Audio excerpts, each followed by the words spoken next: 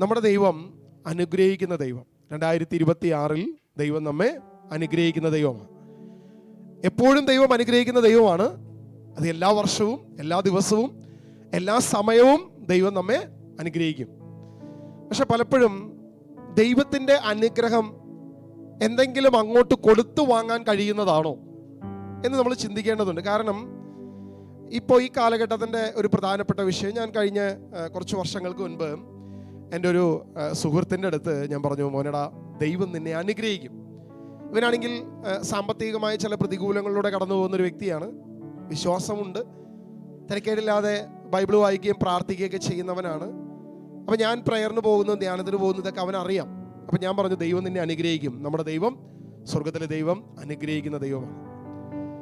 അവൻ ഓക്കെ, അവൻ തലയൊക്കെ ആട്ടി, കൊള്ളാം, കുഴപ്പമില്ല എന്ന് പറഞ്ഞു. 1-2 വർഷങ്ങൾക്ക് ശേഷം അവൻ എന്നോട് ചോദിച്ചൊരു ചോദ്യമുണ്ട്. നിങ്ങളുടെ സുവിശേഷം അത് സമ്പത്തിൻ്റെ സുവിശേഷമല്ലേ, ഒരു പ്രോസ്പെരിറ്റി ഗോസ്പൽ അല്ലേ? അപ്പം ഞാൻ ചോദിച്ചു, എന്തുകൊണ്ടാണ് നീ അങ്ങനെ പറഞ്ഞത്? അല്ല, ഈ ചേട്ടൻ എന്നോട് ആദ്യം പറഞ്ഞൊരു വിഷയം ഇതാണ്, ദൈവം അനുഗ്രഹിക്കും. ഞാൻ പറഞ്ഞു, അനുഗ്രഹിക്കുന്ന ദൈവത്തെ അനുഗ്രഹിക്കുമെന്നല്ലാതെ ഞാൻ പിന്നെ എന്താ പറയണ്ടേ? പ്രത്യേകിച്ച് നിൻ്റെ ആ സാഹചര്യത്തിൽ എൻ്റെ ദൈവം എന്നെ അനുഗ്രഹിച്ചതുപോലെ നിന്നെയും അനുഗ്രഹിക്കുമെന്നൊരു അനുഗ്രഹമല്ലാതെ എനിക്ക് മറ്റൊന്നും പറയാനില്ല. അതാണോ പ്രോസ്പെരിറ്റി ഗോസ്പൽ എന്ന് ഞാൻ അദ്ദേഹത്തോട് ചോദിച്ചു. പലപ്പോഴും നമ്മുടെ ആളുകൾക്കൊരു തെറ്റിദ്ധാരണയുണ്ട്. അതായത് ദൈവം നിന്നെ ഭൗതികമായി അനുഗ്രഹിക്കുമെന്ന് പറഞ്ഞാൽ അപ്പോൾ അത് പ്രോസ്പെരിറ്റി ആയി, അത് സമ്പത്തിൻ്റെ സുവിശേഷമായി എന്നൊരു ചിന്ത പൊതുവേ ഉണ്ട്. ഇനി ഇപ്പുറത്ത് പ്രോസ്പെരിറ്റി ഗോസ്പൽ ഇല്ല, അല്ലെങ്കിൽ അതിനെ കളിയാക്കുകയും ചെയ്തുകൊണ്ട് അതിനിപ്പുറത്ത് നമ്മൾ മറ്റൊരു രീതിയിലൊരു സുവിശേഷം, അതായത് നമ്മളെ പണ്ടൊക്കെ നമ്മുടെ സ്കൂളുകളിൽ അല്ലെങ്കിൽ പള്ളികളിൽ ചില സ്ഥലങ്ങളിലൊക്കെ നമുക്കൊരു നോട്ടീസ് കിട്ടും. അപ്പം ആ നോട്ടീസിലെ കണ്ടന്റ് ഇങ്ങനെയാണ്. ഈ നോട്ടീസ് ഞാൻ ഇങ്ങനെ വായിച്ചു, അതിനുശേഷം ഞാനിത് 100 കോപ്പി എടുത്തു. 100 കോപ്പി എടുത്ത് പല സ്ഥലങ്ങളിലായി ഞാൻ കൊടുത്തു. അങ്ങനെ പല സ്ഥലങ്ങളിൽ കൊടുത്തു കഴിഞ്ഞപ്പം ഞാൻ അനുഗ്രഹിക്കപ്പെട്ടു, എനിക്ക് സമ്പത്ത് കിട്ടി, എനിക്ക് ജോലി കിട്ടി, ഇങ്ങനെ കാര്യങ്ങളൊക്കെ നടന്നു. എന്നാൽ ഇന്ന സ്ഥലത്തുള്ള ഒരു തോമസ് ചേട്ടൻ ഈ നോട്ടീസ് കീറി കളഞ്ഞു. അദ്ദേഹത്തിൻ്റെ 2 പശു ചത്തുപോയി.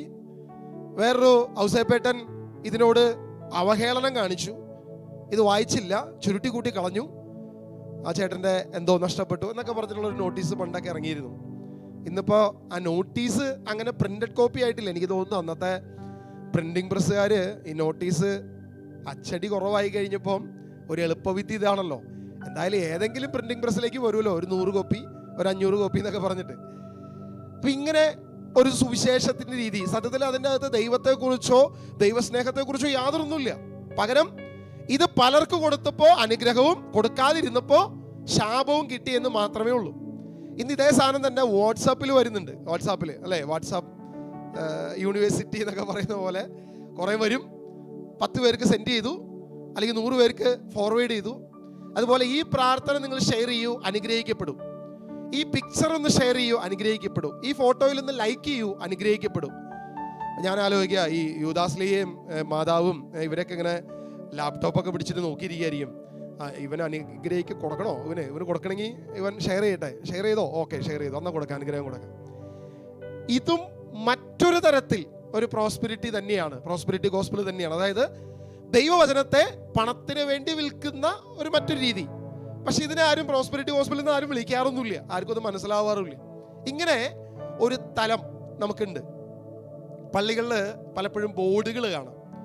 കുർബാനയ്ക്ക് 100 രൂപ, വെടിവഴിപാട് 20 രൂപ, മാലയിട്ട് ഒന്ന് സന്തോഷിപ്പിക്കേണ്ടതിന് 10 രൂപ, ഇങ്ങനെയൊക്കെ പറഞ്ഞിട്ടുള്ള ബോർഡുകളും കാണാൻ പറ്റും. ഈ പണ്ട് നമ്മുടെ ജീസസ് മിഷനിൽ നമ്മുടെ യൂത്ത് തമ്മിലൊരു ഡിബേറ്റ് ഉണ്ടായിരുന്നു ഇതേ വിഷയം. അതായത് ഇങ്ങനെ ചർച്ചകളിൽ ഇങ്ങനത്തെ കാര്യങ്ങൾ ശരിയാണോ, അല്ലെങ്കിൽ കുർബാനപ്പണം വയ്ക്കുന്നത് ശരിയാണോ, ഇങ്ങനെയൊക്കെ പറഞ്ഞൊരു ഡിബേറ്റ് നടന്നു. ഇപ്പം ഡിബേറ്റ് നടന്നപ്പം നമ്മുടെ അങ്കമാലി യൂത്തിനെ സംബന്ധിച്ചിടത്തോളം ഇത് ന്യായീകരിക്കേണ്ട ഉത്തരവാദിത്തമാണ്. അതായത് ഓക്കെ, അത് ശരിയാണ് എന്ന് പറയണം. അപ്പം ഇതിനെങ്ങനെ ഇതിലേക്ക് നടത്താം, അല്ലെങ്കിൽ എങ്ങനെ ഇത് ഒന്ന് രക്ഷപ്പെടുത്തിയെടുക്കാം എന്നൊക്കെ നോക്കിയിട്ട് നമ്മൾ ചില വചനങ്ങളിലൂടെ തന്നെയാണ് അതിനെ ഒന്ന് അഡ്ജസ്റ്റ് ചെയ്ത് ഞങ്ങൾ കൊണ്ടുപോയത്. ആ 1-2 വചനങ്ങൾ നമ്മളൊന്ന് വായിച്ചൊരു വചനചിന്തയിലേക്ക് പോവുക. പുറപ്പാട് പുസ്തകം അതിൻ്റെ 30-ാമത്തെ അധ്യായം അതിൻ്റെ 13-ാം വാക്യം നമ്മളൊന്ന് വായിക്കുക. പുറപ്പാട് പുസ്തകം 30-ാം അധ്യായം അതിൻ്റെ 13-ാം വാക്യം നമുക്കൊന്ന് വായിക്കാം.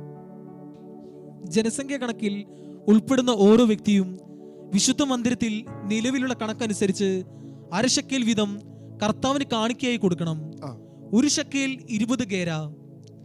ജനസംഖ്യ കണക്കിൽ, അതായത് ഒരു കുടുംബത്തിൽ എത്ര വ്യക്തികളുണ്ടോ അത്തരം വ്യക്തികളുടെ കണക്കനുസരിച്ച് ആ സംഖ്യ നോക്കിയിട്ട് എവിടേക്ക്, ആലയത്തിലേക്ക് ഒരു തുക കൊടുക്കണമെന്ന് മോശ ഒരു കൽപ്പന പുറപ്പെടുവിക്കുകയാണ്.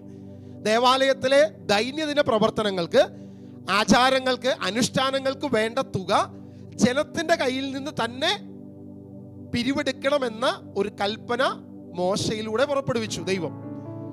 അപ്പോ അങ്ങനെ ദേവാലയത്തിലെ ശുശ്രൂഷകൾ നടക്കണമെങ്കിൽ എന്തായാലും പൈസ വേണം. അറിയാലോ, നമുക്ക് ആ ആചാരങ്ങൾ, അനുഷ്ഠാനങ്ങളൊക്കെ നടക്കണമെങ്കിൽ ദൈവത്തിന് അല്ലെങ്കിൽ ആ ദേവാലയത്തിലേക്ക് എന്തായാലും പൈസ കിട്ടിയേ തീരുള്ളൂ. അപ്പൊ ഇതിനു വേണ്ടി മോശയിലൂടെ ദൈവം ഒരു കൽപ്പന പുറപ്പെടുവിച്ചു. 38-ന്റെ 26 കൂടി വായിച്ചാൽ നമുക്ക് കുറച്ചും കൂടി ക്ലാരിറ്റി കിട്ടും. പുറപ്പാട് പുസ്തകം 38-ന്റെ 26 വാക്യം കൂടി നമുക്കൊന്ന് വായിക്കാം. ജനസംഖ്യ കണക്കിൽ ഉൾപ്പെട്ടവരിൽ 20 വയസ്സും അതിനുമേലും പ്രായമുള്ളവർ ആളൊന്നിന് 1 ബക്ക വിശുദ്ധ മന്ദിരത്തിലെ തോതനുസരിച്ച് 1/2 ശക്കേൽ കൊടുക്കേണ്ടതായിരുന്നു. അതായത് അവിടെ 20 വയസ്സിന് മുകളിലുള്ളവർക്കാണ് അവരെ കണക്കിപ്പെടുത്തുള്ളൂ. അങ്ങനെ കണക്കിപ്പെടുന്നവർക്ക് എല്ലാവർക്കും 1 ബക്ക, അതായത് 1/2 ശക്കൽ വീതം എന്ത് ചെയ്യണം, ദേവാലയത്തിലെ ശുശ്രൂഷകൾക്ക് വേണ്ടി നീ കൊടുത്തേ പറ്റൂ. അത് കൃത്യമായി ഇത് തന്നെ രാജാക്കന്മാരുടെ പുസ്തകത്തിൽ, അല്ല, ദിനവൃത്താന്ത പുസ്തകത്തിൽ അനുദിന ജീവിതത്തിലെ ദേവാലയത്തിലെ ശുശ്രൂഷയ്ക്ക് വേണ്ടി കൊടുക്കണമെന്ന കൽപ്പന പുറപ്പെടുവിക്കുന്നത് നമ്മൾ കാണുന്നുണ്ട്. ഇങ്ങനെ പഴയ നിയമത്തിൽ ഇതൊരു കൽപ്പനയായി തന്നെ കിടക്കുക. അപ്പോൾ നമുക്ക് ദൈവത്തിന്റെ ആലയത്തിൽ ഇത്തരം കാര്യങ്ങൾക്ക് ഒരു പിരിവ് വേണ്ടേ, അല്ലെങ്കിൽ ഒരു പണം കൊടുക്കണ്ടേ എന്നൊരു ചിന്ത നമുക്ക് തോന്നാം. ശരിയാണ്, സ്വാഭാവികമായി. എന്നാൽ യേശു ഇതിനെക്കുറിച്ച് മറ്റൊരു കാര്യം നമ്മുടെ മുൻപിൽ വെളിപ്പെടുത്തുന്നുണ്ട്. അതാണ് മത്തായി സുവിശേഷം അതിൻ്റെ 17-ാം അധ്യായം, മത്തായി സുവിശേഷം 17-ന്റെ 24 മുതൽ വാക്യങ്ങൾ നമ്മളൊന്ന് വായിക്കും. ഇവിടെ ഒരു ദൈവ പൈതലിനുള്ള ദൈവികമായ വെളിപ്പാടുകളുണ്ട്. പല കാര്യങ്ങൾ അവിടെ നമുക്ക് വെളിപ്പെടുത്തുന്നുണ്ട്. ഈ വിഷയങ്ങൾ ഇന്ന് ദൈവവചന ചിന്തയ്ക്കായിട്ട് നമ്മൾ എടുക്കുകയാണ്. മത്തായി സുവിശേഷം അതിൻ്റെ 17-ാം അധ്യായം 24 മുതൽ വാക്യങ്ങൾ. ഒരുവൻ ദൈവത്തിന് അവനുള്ള സ്വാതന്ത്ര്യം, ഇങ്ങനെയുള്ള കാര്യങ്ങളെ കുറിച്ച് യേശുക്രിസ്തു തൻ്റെ മക്കൾക്ക്, തൻ്റെ സഭയ്ക്ക് ഒരു പ്രബോധനം കൊടുക്കുന്നതാണ് നമ്മളിവിടെ കാണുന്ന ഒരു വിഷയം. അതൊരു പർട്ടിക്കുലർ സിറ്റുവേഷനിൽ ഉണ്ടായ ഒരു കാര്യത്തെ കുറിച്ചിട്ടാണ് മത്തായി സുവിശേഷകനോട് എഴുതിയിരിക്കുന്നത്. നമുക്കൊന്ന് വായിക്കാം, 24 മുതൽ വായിക്കാം. അവർ കഫർനാമിൽ എത്തിയപ്പോൾ ദേവാലയ നികുതി പിരിക്കുന്നവർ പത്രോസിന്റെ അടുത്ത് ചെന്ന് ചോദിച്ചു, നിങ്ങളുടെ ഗുരു നികുതി കൊടുക്കുന്നില്ലേ? അവൻ പറഞ്ഞു, ഉവ്. ഇത് നമ്മൾ വിചാരിക്കുന്ന, പൊതുവെ പെട്ടെന്ന് എല്ലാവരും വിചാരിക്കുന്നത് സാധാരണ നികുതിയുടെ കേസായിരിക്കും. അതായത് നമുക്കറിയാം, നമ്മളായിരിക്കുന്ന രാജ്യത്ത് ഉപ്പ് തൊട്ട് കർപ്പൂരം വരെ വാങ്ങുന്ന എല്ലാ കാര്യത്തിനും ടാക്സ് ഉണ്ട്. ഏതൊരു ചെറിയ കാര്യത്തിനും ടാക്സ് ഉണ്ട്. ഒരു കാർ വാങ്ങി അതിന് ടാക്സ്, ഉപ്പ് വാങ്ങിച്ചാൽ അതിന് ടാക്സ്, ഒരു നാരങ്ങ വെള്ളം കുടിച്ചാൽ അതിന് വരെ ടാക്സ് ഉണ്ടാവും. എല്ലാ കാര്യത്തിലും, സകലത്തിനും നമ്മൾ ടാക്സ് കൊടുക്കുന്നുണ്ട്. അപ്പോൾ ഈ ടാക്സ് ആയിരിക്കാം എന്നൊരു ചിന്ത എനിക്ക് പണ്ടുണ്ടായിരുന്നു. നിങ്ങൾക്കുണ്ടോയെന്ന് എനിക്കറിയില്ല. ഇതാണ് യേശുവോടെ പറഞ്ഞിരിക്കുന്ന വിഷയം എന്നൊരു ചിന്തയായിരുന്നു. പ്രത്യേകിച്ച് റോമൻ സാമ്രാജ്യത്തിന്, അവരുടെ ആ സാമ്രാജ്യത്വ ഭരണത്തിന് കൊടുക്കുന്ന നികുതിയെ കുറിച്ചാണ് യേശുവിടെ പറയുന്നത് എന്നൊരു ചിന്തയുണ്ടായിരുന്നു. എന്നാൽ അവിടെ വാക്കുകൾ വളരെ വ്യക്തതയോടുകൂടി തന്നെയാണ് മത്തായി സുവിശേഷകൻ എഴുതിയിരിക്കുന്നത്. ആ സ്ഥലത്ത് വന്നു കഴിഞ്ഞപ്പോ എന്താണ്, ഒന്നുകൂടി വായിച്ചോ മോനെ, 24-ാം വാക്യം ഒന്നുകൂടി വായിച്ചു. അവർ കഫർനാമിൽ എത്തിയപ്പോൾ ദേവാലയ നികുതി പിരിക്കുന്നവർ, ദേവാലയ നികുതി, ഈ നികുതിക്ക് ഒരു വ്യത്യാസമുണ്ട്. ഇതൊരിക്കലും റോമൻ പൗരന്മാർക്ക് കൊടുക്കേണ്ട, അല്ലെങ്കിൽ അവിടുത്തെ ടാക്സ് കളക്ടേഴ്സ്, ഇപ്പൊ മത്തായി പോലെയുള്ള ലേവി അവര് പിരിച്ചിരുന്ന ടാക്സ് അല്ല, ചുങ്കക്കാർ പിരിച്ചിരുന്ന ചുങ്കമല്ല ഇവിടെ പറയുന്നത്. പകരം ദേവാലയത്തിലേക്ക് കൊടുക്കേണ്ട പണം, ദേവാലയത്തിലേക്ക് കൊടുക്കേണ്ട ഒരു തുകയുണ്ട്. അത് മോശയിലൂടെ വന്ന നിയമമാണ്. ആ നിയമത്തെയാണ് ഇവിടെ പറയുന്നത്. നിങ്ങളുടെ ഗുരു ടാക്സ് കൊടുക്കുന്നുണ്ടോ, ദേവാലയ നികുതി കൊടുക്കുന്നുണ്ടോ? ഇതാണ് ചോദ്യം. യേശുക്രിസ്തു ദേവാലയ നികുതി കൊടുക്കുന്നുണ്ടോ? നിങ്ങളുടെ ഗുരു ദേവാലയ നികുതി കൊടുക്കുന്നുണ്ടോ? എന്താണ് അതിന് പത്രോസ് ഉത്തരം നൽകിയത്? അവൻ പറഞ്ഞു ഉവ്. പിന്നീട് വീട്ടിലെത്തിയപ്പോൾ യേശു ചോദിച്ചു, ശിമയോനെ, നിനക്ക് എന്ത് തോന്നുന്നു? ഭൂമിയിലെ രാജാക്കന്മാർ ആരിൽ നിന്നാണ് നികുതിയോ ചുങ്കമോ പിരിക്കുന്നത്? എന്തുകൊണ്ടായിരിക്കും പത്രോസ് പറഞ്ഞത് ഉവ് എന്നൊരു മറുപടി പറഞ്ഞത്? അതായത് അങ്ങനെ ചുങ്കം കൊടുക്കുന്നുണ്ട്, അല്ലെങ്കിൽ ദേവാലയത്തിന് നികുതി കൊടുക്കുന്നുണ്ട്. യേശു അതിന് മുമ്പ് കൊടുത്തിട്ടുണ്ടോ? സാധാരണഗതിയിൽ നമുക്കറിയാം, പ്രായപൂർത്തിയാകുമ്പോൾ വരെ ആ കുടുംബമാണ് ആ നികുതി കൊടുക്കേണ്ടത്. യേശു 12 വയസ്സ് വരെ ദേവാലയത്തിൽ പോയ കാര്യം നമുക്കറിയാം. അവൻ സിനഗോഗുകളിൽ പ്രസംഗിക്കാൻ പരസ്യജീവിതത്തിലേക്ക് വരുന്ന സമയം വരെ അവൻ മാതാപിതാക്കൾക്ക് വിധേയപ്പെട്ട് ജീവിച്ചു എന്ന് പറയുമ്പോൾ നമുക്ക് മനസ്സിലാക്കാം മാതാപിതാക്കളായിരിക്കും ആ നികുതി കൊടുത്തിട്ടുണ്ടാകുക. എന്നാൽ യേശു തന്റെ പരസ്യ ജീവിതത്തിലേക്ക് വന്നപ്പോൾ നികുതി കൊടുത്തിട്ടുണ്ടോ എന്നുള്ള കാര്യം ഒരു ചോദ്യചിഹ്നമായിട്ട് അവിടെ നിൽക്കുകയാണ്. എന്നാൽ ഈ ചോദ്യം ഉന്നയിക്കുന്ന സമയം പത്രോസ് പറയുക ഉവ്വ് എന്ന് പറയുക. എന്നിട്ട് യേശു അവിടെ വെച്ചിട്ടൊന്നും ചോദിച്ചില്ല. യേശു കാര്യമൊക്കെ മനസ്സിലാക്കി തിരിച്ച് വീട്ടിൽ വന്നു കഴിഞ്ഞപ്പോൾ യേശു പത്രോസിനോടൊരു ചോദ്യം ചോദിക്കുക, അല്ല പത്രോസേ, ആരാണ് യഥാർത്ഥത്തിൽ ഈ നികുതി കൊടുക്കേണ്ടവൻ? ഈ ചോദ്യം പത്രോസിനോട് യേശു ചോദിക്കുന്നതിന് രണ്ട് കാര്യമുണ്ട്. പത്രോസിന് രണ്ട് കാര്യങ്ങൾ യേശുവിന് പഠിപ്പിക്കേണ്ടതുണ്ട്. പത്രോസിനെ മാത്രമല്ല 12 ശിഷ്യന്മാരെയും നമുക്കുമുള്ളൊരു ദൂത് ദൈവത്തിന് നമ്മളോട് പറയാനുണ്ട് ഇതിനകത്ത്. നമുക്ക് അടുത്ത വാക്യം ഒന്ന് വായിക്കാം. ഭവനത്തിൽ വന്നപ്പോൾ പിന്നീട് വീട്ടിലെത്തിയപ്പോൾ യേശു ചോദിച്ചു, ശിമയോനെ, നിനക്ക് എന്ത് തോന്നുന്നു? ഭൂമിയിലെ രാജാക്കന്മാർ ആരിൽ നിന്നാണ് നികുതിയോ ചുങ്കമോ പിരിക്കുന്നത്? തങ്ങളുടെ പുത്രന്മാരിൽ നിന്നോ അന്യരിൽ നിന്നോ? അതായത് യേശു അവിടെ ഒരു ഉദാഹരണം ചോദിക്കുക. സാധാരണഗതിയിൽ ഭൂമിയിലെ രാജാക്കന്മാർ, ഇവിടെ രാജാക്കന്മാരുണ്ടല്ലോ നമ്മുടെ രാജ്യത്ത് രാജാക്കന്മാരുണ്ട്. പ്രത്യേകമായിട്ട് അന്നത്തെ സിറ്റുവേഷനിൽ അവർ റോമ ഭരണത്തിന്റെ കീഴിലാണ്. ആ പശ്ചാത്തലം, ചരിത്ര പശ്ചാത്തലം നമ്മൾ നോക്കിയാൽ യേശുവിന്റെ ഈ പരസ്യ ജീവിതകാലം റോമിന്റെ ഭരണത്തിന്റെ കീഴിൽ നിൽക്കുകയാണ്. അപ്പോ ഭൂമിയിലെ രാജാക്കന്മാർ ചുങ്കമോ കരമോ ആരോടാണ് പിരിക്കുന്നത്? ആരുടെ കയ്യിൽ നിന്നാണ് ഈ ടാക്സ് കളക്ട് ചെയ്യുന്നത്? മക്കളിൽ നിന്നാണോ അതെയോ അന്യരിൽ നിന്നാണോ? ഈ ചോദ്യം വളരെ വ്യക്തം. അതായത് ഇപ്പോ ഇസ്രായേലിലുള്ള അല്ലെങ്കിൽ ഈ പറയുന്ന പലസ്തീന പ്രദേശത്തുള്ള റോമൻ പൗരനാണെങ്കിൽ അവൻ എന്ത് കൊടുക്കണ്ട? ടാക്സ് കൊടുക്കണ്ട. അതായത് പൗലോസ് അപ്പോസ്തലന് ടാക്സ് കൊടുക്കണ്ട. അപ്പോ നമ്മുടെ പഴയ സൗളിന് ടാക്സ് കൊടുക്കണ്ട. കാരണം അവൻ ആരാണ്? ജന്മന റോമൻ പൗരത്വമുള്ള വ്യക്തിയാണ്. അപ്പൊ റോമൻ പൗരത്വമുള്ള വ്യക്തിക്ക് ടാക്സ് കൊടുക്കേണ്ട ആവശ്യമില്ല, ചുങ്കം കൊടുക്കേണ്ട ആവശ്യമില്ല. അവൻ അതിൽ നിന്ന് സ്വതന്ത്രനാണ്. എന്നാൽ ഒരു യഹൂദ പൗരനാണെങ്കിൽ അല്ലെങ്കിൽ വേറെ ഏത് വിജാതീയതയിലാണെങ്കിൽ പോലും അവൻ എന്ത് ചെയ്യണം? ഈ റോമൻ ഭരണത്തിന് സമാധാനം നിലനിർത്തുന്ന അല്ലെങ്കിൽ ഈ രാജ്യത്തെ കീഴടക്കി ഭരിക്കുന്ന, ഇവിടുത്തെ വികസനങ്ങളും എല്ലാ കാര്യങ്ങളും നോക്കി നടത്തുന്ന റോമൻ ഭരണത്തിന് ടാക്സ് കൊടുത്തേ മതിയാവും. അത് ചെറിയ തുകയല്ല, വലിയ തുകയാണ്. അപ്പോൾ ഈ ഒരു ഉദാഹരണം വെച്ചിട്ടാണ് പത്രോസിനോട് ചോദിക്കുന്നത്. പത്രോസ് ആണെങ്കിൽ അല്ലെങ്കിൽ തന്നെ ടാക്സ് കൊടുക്കുന്ന കാര്യത്തിൽ നല്ല കലിപ്പുള്ള വ്യക്തിയാണ്.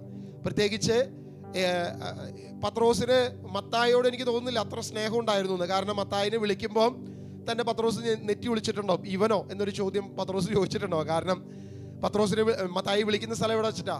ചുങ്കം പിരിക്കുന്ന സ്ഥലത്താ. പൊതുവെ ചുങ്കക്കാരോട് സകല യഹൂദർക്കും തീർത്താൽ തീരാത്ത വൈരാഗ്യം ഉണ്ടായിരുന്നു എന്ന് വചനം വ്യക്തമായി വെളിപ്പെടുത്തുകയാണ്. കാരണം തങ്ങളുടെ അധ്വാനത്തിന്റെ തുക റോമൻ ഭരണത്തിന്റെ കീഴിൽ കൊണ്ടുകൊടുക്കുന്ന ചുങ്കക്കാർ, വചനം തന്നെ പറയുന്നുണ്ട്. മാത്രമല്ല അവർ അർഹിക്കാത്തത് അല്ലെങ്കിൽ അവർക്ക് നിയോഗിക്കപ്പെട്ടതിനേക്കാൾ കൂടുതൽ വാങ്ങും. പറയപ്പെടുന്നതിനേക്കാൾ കൂടുതൽ അവരിൽ നിന്നും അപഹരിച്ചെടുക്കുന്ന രീതി കൂടിയുണ്ട്. അതുകൊണ്ട് തന്നെ അവരെ ഇഷ്ടമല്ലാത്തൊരു അതാണ്. എന്നാൽ ഇവിടെ പത്രോസിനോട് ചോദിക്കുകയാണ്, ആരാണ് നികുതി കൊടുക്കേണ്ടത്? മക്കളാണോ അന്യരാണോ? പത്രോസ് അവിടെ മറുപടി പറയുന്നുണ്ട്. അതുകൂടി ഇത് വായിക്കാം നമുക്ക്. അന്യരിൽ നിന്ന് പത്രോസ് മറുപടി പറഞ്ഞു. യേശു തുടർന്നു, അന്യരിൽ നിന്നാണ് ടാക്സ് കൊടുക്കേണ്ടത്, അല്ലാതെ റോമൻ പൗരനാണെങ്കിൽ ടാക്സ് കൊടുക്കേണ്ട ആവശ്യമില്ല. അപ്പൊ യേശു അടുത്ത വാക്യം പറയുകയാണ്. യേശു തുടർന്നു, അപ്പോൾ പുത്രന്മാർ സ്വതന്ത്രരാണല്ലോ, എങ്കിലും അവർക്ക് ഇടർച്ച ഉണ്ടാകാതിരിക്കുവാൻ. ശ്രദ്ധിക്കണേ, അപ്പോൾ പുത്രന്മാർ സ്വതന്ത്രരാണ്. അതായത് മക്കളാണെങ്കിൽ എന്ത് കൊടുക്കണ്ട? ടാക്സ് കൊടുക്കേണ്ട ആവശ്യമില്ല. ഇവിടെ വിഷയം ഭൂമിയിലെ രാജാക്കന്മാർക്ക് കൊടുക്കേണ്ട ടാക്സ് അല്ല ഇവിടുത്തെ പ്രധാനപ്പെട്ട വിഷയം. ദേവാലയത്തിൽ കൊടുക്കേണ്ട അനുദിന പൂജകൾക്കും കർമ്മങ്ങൾക്കും വേണ്ടിയിട്ടുള്ള തുകയാണ് ഇവിടുത്തെ പ്രധാനപ്പെട്ട വിഷയം. ആ ദേവാലയത്തിൽ കൊടുക്കേണ്ട പണമാണ് ഇവിടെ യേശു കൊടുക്കുന്നുണ്ടോ എന്ന് ചോദിച്ചത്. അവിടെയാണ് യേശു പറയുന്നത് മക്കൾ സ്വതന്ത്രരാണ്. മക്കളാരാണ്? സ്വതന്ത്രരാണ്. അവർക്ക് ഈ കാര്യത്തിൽ ഒരു ഒഴിവ് കഴിവുണ്ട്. അവര് പണം കൊടുത്തല്ല ഒന്നും വാങ്ങേണ്ടത്. യാതൊരു കാര്യത്തിലും അവർ പണം കൊടുക്കേണ്ട ആവശ്യമില്ല എന്ന് വ്യക്തമായിട്ട് ഇവിടെ പറയുക. നമ്മൾ കുറച്ച് നേരത്തെ നമ്മൾ പാടി ആരാധിച്ചൊരു പാട്ടുണ്ടല്ലേ, യേശുവോട് ചേർന്നിരിപ്പത് എത്ര മോദമേ, യേശുവിനായി ജീവിക്കുന്നത് എത്ര ഭാഗ്യമേ. ഞാൻ അതിനകത്ത് കണ്ണടച്ചെന്ന് പാടി കഴിഞ്ഞപ്പം, പോക്കി എൻ്റെ പാപമെല്ലാം തൻ്റെ യാഗത്താൽ നീക്കി എൻ്റെ ശാപമെല്ലാം താൻ വഹിച്ചത്. യേശു നമ്മുടെ പാപം പോക്കി അല്ലെ, എല്ലാ പാപവും അവന്റെ ഏകയാഗത്താൽ നമ്മുടെ പാപങ്ങളെ മായ്ച്ചു. ഇന്ന് പാപപരിഹാരത്തിനു വേണ്ടിയോ എൻ്റെ പാപങ്ങൾക്ക് വേണ്ടിയോ അല്ലെങ്കിൽ ഏതെങ്കിലും ഒരു പ്രവൃത്തിക്ക് വേണ്ടിയോ അനുഗ്രഹത്തിനു വേണ്ടിയോ ഒന്നിനു വേണ്ടിയിട്ടും ദൈവമക്കൾ ദൈവസന്നിധിയിൽ അല്ലെങ്കിൽ ദേവാലയത്തിൽ പണമായി കൊടുത്ത് അല്ലെങ്കിൽ ഇത്ര തുകയായി കൊടുത്ത് വാങ്ങേണ്ടതില്ല. കാരണം മക്കളാണെങ്കിൽ അവർ സ്വതന്ത്രരാ. യേശു അത് പഠിപ്പിക്കുക. മക്കളാണെങ്കിൽ സൗജന്യമാ. ദൈവിക നീതി, ദൈവിക അനുഗ്രഹം നിനക്ക് ലഭിക്കേണ്ടത് സൗജന്യമായിട്ടാ. നിന്റെ പാപങ്ങളെ പോക്കുന്നത്, നിന്നെ അനുഗ്രഹിക്കുന്നത് സകല മേഖലകളും ദൈവ പൈതലിന് സൗജന്യമാ, യാതൊരു പണവും കൊടുത്തിട്ടല്ല. എന്നാൽ യേശു തന്നോട് പറയുകയാണ് അവർക്ക് ഇടർച്ച ഉണ്ടാകാതിരിക്കേണ്ടതിന് എന്ന് വെച്ചിട്ടാണ് യേശു അവിടെ പറഞ്ഞു പോകുന്നത്. നമ്മൾ അവിടെയും ഒന്ന് രണ്ട് കാര്യങ്ങൾ പൗലോസിനെ അല്ലെങ്കിൽ പത്രോസിനെ യേശു പഠിപ്പിക്കുന്ന ഒരു കാര്യമുണ്ട്. ഒന്ന്, പത്രോസെ, നീ ഒരു കാര്യം മനസ്സിലാക്കണം, ദൈവമക്കൾ സ്വതന്ത്രരാണ്. ദൈവമക്കൾ സ്വതന്ത്രരാണ്. എന്നാൽ ഈ ആശയം പറയുമ്പോൾ പത്രോസിനാകട്ടെ അപ്പസ്തോലന്മാരാകട്ടെ യേശു പറഞ്ഞ അനേക വാക്കുകൾ അല്ലെങ്കിൽ യേശുവിന്റെ പ്രബോധനങ്ങൾ പലതുണ്ട്. മത്തായി സുവിശേഷം അതിന്റെ 12-ാം അധ്യായം 6-ാം വാക്യത്തിലേക്ക് നമ്മളൊന്ന് കടന്നു പോവുകയാണ്. ഇത് മത്തായി സുവിശേഷം 17-ാം അധ്യായത്തിലാണ് ഈ വിഷയം നമ്മൾ കാണുന്നത്. ഇതാകട്ടെ കുറച്ച് കഴിഞ്ഞുള്ള സിറ്റുവേഷൻ ആണ്. എന്നാൽ മത്തായി 12:6 യേശു പറഞ്ഞിരിക്കുന്ന ഒരു വാക്യം കൂടെ നമ്മളൊന്ന് പരിശോധിച്ചു പോവുകയാണ്. എന്നാൽ ഞാൻ നിങ്ങളോട് പറയുന്നു, ദേവാലയത്തെക്കാൾ ശ്രേഷ്ഠമായ ഒന്ന് ഇവിടെയുണ്ട്. ദേവാലയത്തെക്കാൾ ശ്രേഷ്ഠമായ ഒരു കാര്യം ഇവിടെയുണ്ട് എന്ന് യേശു പറയുക. അത് ആരെ കുറിച്ച്, എന്തിനെ കുറിച്ചാണ് യേശു പറയുന്നത്? എന്തിനെ കുറിച്ചായിരിക്കും ആൻഡ്രു ബ്രദറെ യേശു പറയുന്നത്? ദേവാലയത്തെക്കാൾ ശ്രേഷ്ഠമായ കാര്യം എന്താ? യേശു തന്നെ ദേവാലയത്തെക്കാൾ ശ്രേഷ്ഠമാണ് എന്ന് യേശുവിടെ വ്യക്തമായി വെളിപ്പെടുത്തി. ഈ വാക്യം യേശു പറഞ്ഞപ്പോ അത് പത്രോസിനോ ശിഷ്യന്മാർക്കോ മനസ്സിലായിട്ടുണ്ടാവില്ല. കാരണം അവരെ സംബന്ധിച്ചിടത്തോളം ജെറുസലേം ദേവാലയത്തിനാണ് അവർക്ക് ഏറ്റവും വലിയ പ്രാധാന്യം. കാരണം ഒരു യഹൂദന് അവന്റെ ദേവാലയത്തിന് കൊടുക്കേണ്ട പ്രാധാന്യം വളരെ വലുതായിരിക്കും. വളരെ ഭയഭക്തിയോടെ അല്ലെങ്കിൽ ആ ആലയത്തിൽ അവർ അതുപോലെ ദൈവത്തിന്റെ സാന്നിധ്യത്തെ കാണുകയാണ്. എന്നാൽ യേശു ഇവിടെ 12:6 വ്യക്തമായി വെളിപ്പെടുത്തുകയാണ്, നീ കാണുന്ന ഈ ജെറുസലേം ദേവാലയത്തെക്കാൾ ശ്രേഷ്ഠമായ ഒരുവൻ ഇവിടെയുണ്ട്. ഇനി അത് എന്തിനെ കുറിച്ചാണ് പറയുന്നത്? അതിന്റെ മുകളിൽ നമുക്കറിയാം സാബത്തിനെ കുറിച്ചുള്ള വിവാദമാണ്. അതായത് പല വിഷയങ്ങളോടെ പറഞ്ഞു വെക്കുന്നുണ്ട്. അതിന്റെ മുകളിൽ തൊട്ട് മുമ്പിലത്തെ വാക്യം 5-ാം വാക്യം ഒന്ന് വായിക്കാമോ ബ്രദറെ? അല്ലെങ്കിൽ സാബത്ത് ദിവസം ദേവാലയത്തിൽ പുരോഹിതന്മാർ സാബത്ത് ലംഘിക്കുകയും അതേസമയം കുറ്റമറ്റവരായിരിക്കുകയും ചെയ്യുന്നത് എങ്ങനെയാണ്? അതായത് സാബത്ത് ലംഘിക്കുന്ന വിഷയം പറഞ്ഞിട്ട് ഈ ദേവാലയത്തിലെ പുരോഹിതർ ഈ സാബത്ത് ദിവസം ജോലി ചെയ്യുന്നുണ്ടല്ലോ, അവർ അധ്വാനിക്കുന്നുണ്ടല്ലോ, അവർ ഇന്ന പ്രവൃത്തികൾ ചെയ്യുന്നുണ്ടല്ലോ, എന്നിട്ടും അവർ വേല ചെയ്തിട്ടും അവർ പ്രവൃത്തികൾ ചെയ്തിട്ടും അവരെങ്ങനെ വിശുദ്ധരായിരിക്കുന്നു എന്ന ചോദ്യം ദേവാലയ ശുശ്രൂഷയുമായി ബന്ധപ്പെട്ട് പറഞ്ഞിട്ട് യേശു പറയുകയാണ്, ദേവാലയത്തെക്കാൾ ശ്രേഷ്ഠമായ ഒരുവൻ ഇവിടെയുണ്ട്. അപ്പൊ ദേവാലയത്തെക്കാൾ ശ്രേഷ്ഠമായ ഞാൻ ദേവാലയത്തിലെ കർമ്മത്തിന് നികുതി കൊടുക്കേണ്ട ആവശ്യമുണ്ടോ? ഇതാണ് യേശു പത്രോസിനോട് ചോദിക്കുന്നത്.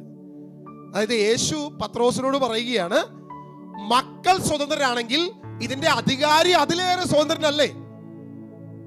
പത്രോസിനോട് നേരത്തെ പറഞ്ഞിട്ടുണ്ട്, അല്ലെങ്കിൽ ശിഷ്യന്മാരുടെ മുമ്പിൽ യേശു ഒരു കാര്യം വെളിപ്പെടുത്തിയിട്ടുണ്ട്, ദേവാലയത്തെക്കാൾ ശ്രേഷ്ഠമായവനാണ് താനെന്ന് ശിഷ്യന്മാർക്ക് വെളിപ്പെടുത്തി കൊടുത്തിട്ടുണ്ട്.